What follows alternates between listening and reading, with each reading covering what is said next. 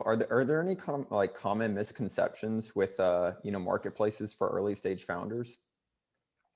Yeah, I think the main one you see is that marketplace founders early on are focused on revenue or GMV growth.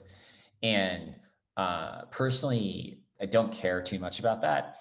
I care more about like seeing if the liquidity is looking right, which means don't zoom out and give me your national GMV.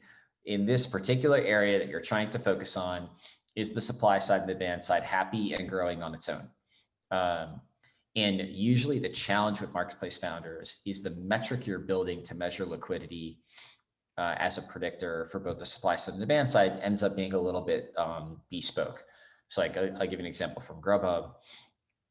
The measurement on the demand on the supply side for liquidity is 2 orders per day, because at that point you're meaningfully impacting their revenue, and they would never churn unless they go out of business, which definitely happens with local restaurants. And on the demand side, it's how many people order within a month of their first order. So like you just laser in on those 2 metrics for your locale. And then we end up getting even more specific, and like literally for every zip code, we'd be like, how many restaurants are available to order from that zip code? How many orders per restaurant are they getting?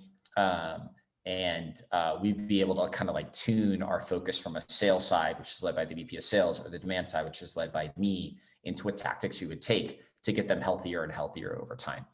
So a lot of my early work when I start working with marketplaces is around building those right metrics to actually feel like we have the right read on liquidity and therefore product market fit.